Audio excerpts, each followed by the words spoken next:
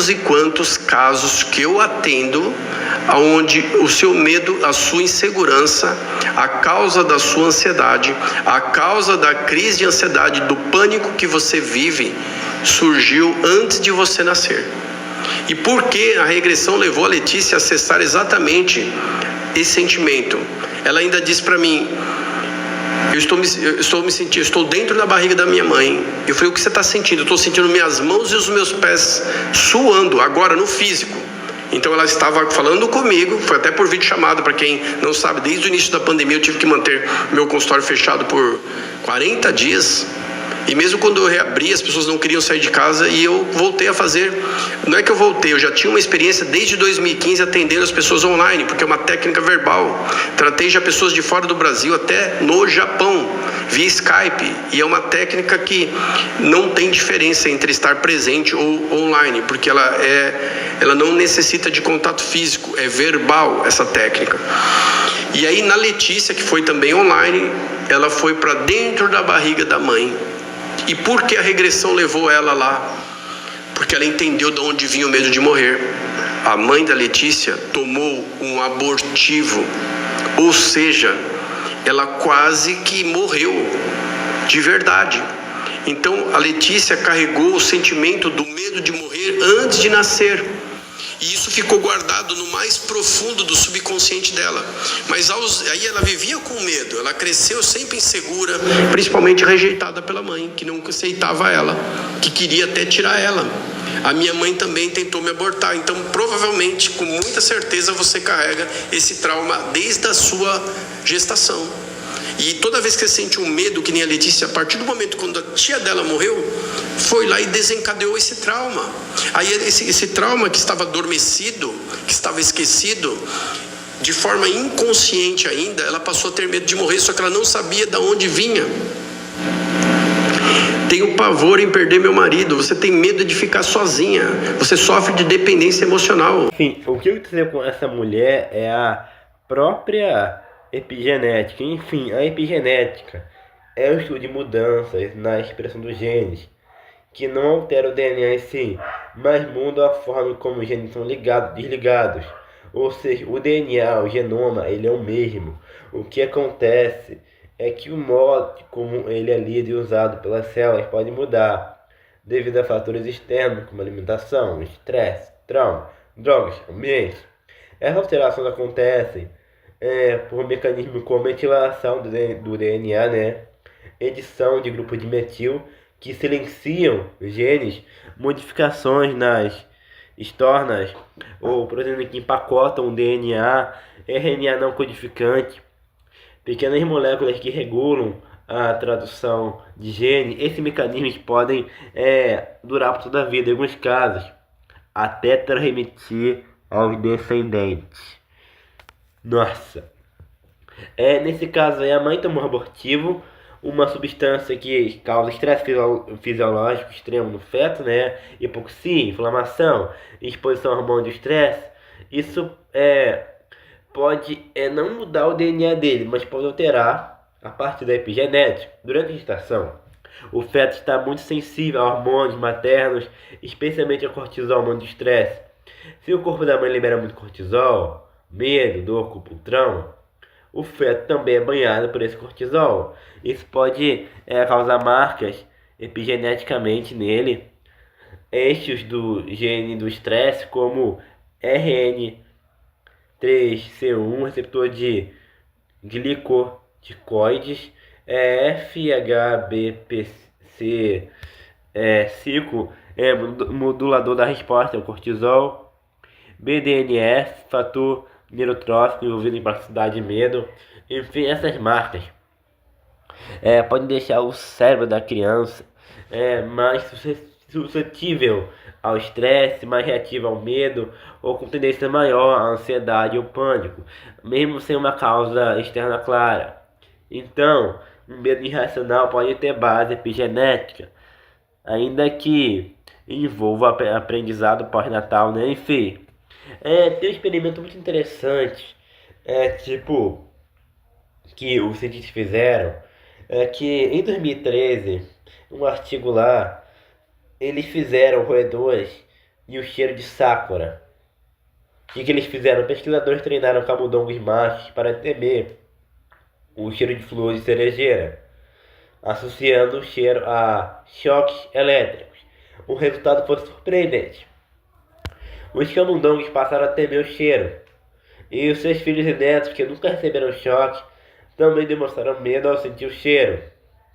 Ao examinar o DNA dos espermatozoides, os cientistas viram mudanças epigenéticas no gene OLFR151, responsável pelo receptor olfativo que detecta aquele cheiro, ou seja, o trauma dos pais alterou quimicamente a ativação de genes nos gametas e a informação foi passada via epigenética para as gerações seguintes. Esses descendentes nasceram programados para temer algo que nunca haviam experimentado. Enfim, filhos de mulheres que sofreram fome extrema na gestação, a fome holandesa de 44, tem alteração epigenética ligada à obesidade e diabetes. Filhos sobreviventes do holocausto, de guerra, mostraram marcas epigenéticas do gene ligado ao estresse e ansiedade. Enfim, traumas da infância também podem fazer uma reprogramação, a metilação de genes que controlam a resposta ao medo. Então, sem trauma ou tentativa de aborto, podem deixar marcas biológicas duradouras que mudam o comportamento sem precisar mudar o DNA. Enfim, a epigenética não é destino, tá? Essas marcas podem ser revertidas por um ambiente positivo, terapia, cuidado e segurança. O cérebro, ele é plástico. Enfim, além disso, há debate sobre quanto dessas marcas realmente passam para netos e bisnetos humanos. Enfim, os dados roladores são claros, mas em humanos ainda há uma cautela. Enfim, vou explicar uma coisa de novo. Mesmo que um animal, uma pessoa passe por medo, estresse, exposição a drogas ou cheiros específicos, o DNA, as letras A, T, C, G, não é alterado. O que muda são marcas químicas adicionadas sobre o DNA. Grupo metil, preso a certas bases do DNA, né? Alteração nas histonas, as proteínas que enrolam o DNA, RNA regulador, que pode desligar genes. Essas marcas mudam o funcionamento dos genes, mas não muda a sequência genética em si. Enfim, pessoal. Quantas gerações dura isso? Isso depende do tipo de marca da espécie. Em roedores já foi observado. Na primeira geração, sim, a marca é visível. Na segunda, ainda pode aparecer. Na terceira, dos bisnetos, a marca geralmente se apaga, tá? Até a terceira geração, mais ou menos. Os filhos dos pais recebem 50% do DNA, tá? Do pai e da mãe. Os filhos dos pais. Já os netos recebem 25% do DNA dos avós.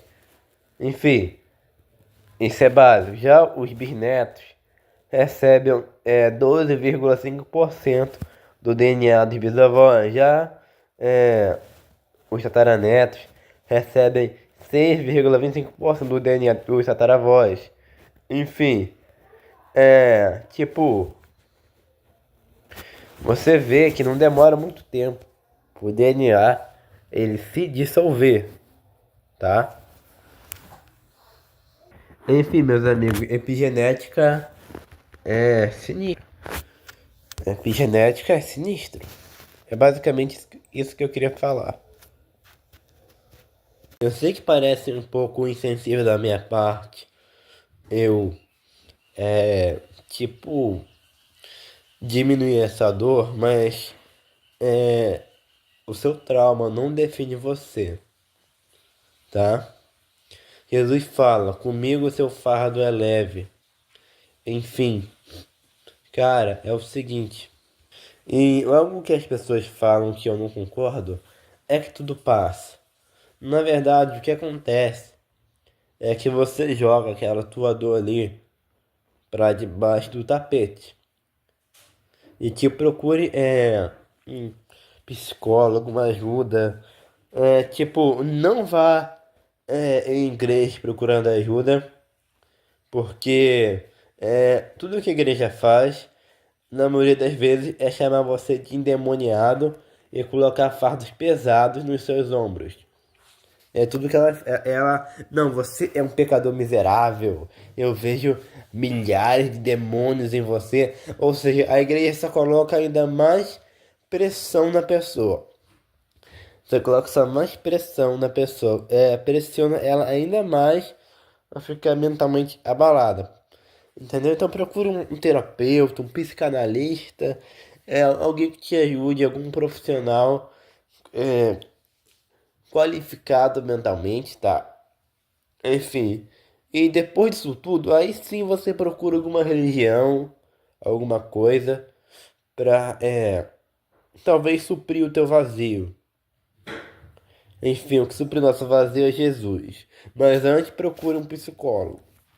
E não procure um psicólogo que coloca a religião acima da ciência, o que a gente estudou. Senão faz uma bagunça que só enrola tudo. E, tipo, eu sou religioso, tá? Mas, tipo, eu não coloco a minha religião acima da ciência. Senão você ganha um viés pra tudo, cara. Tu ganha um viés pra. Não, porque daí fez assim, cara. Primeiro você pensa na ciência e depois você vai pra religião. Procura um psicólogo, aí depois, quando você ajeitar a tua cabeça, quando você ajeitar os teus neurônios, você procura uma igreja, tá?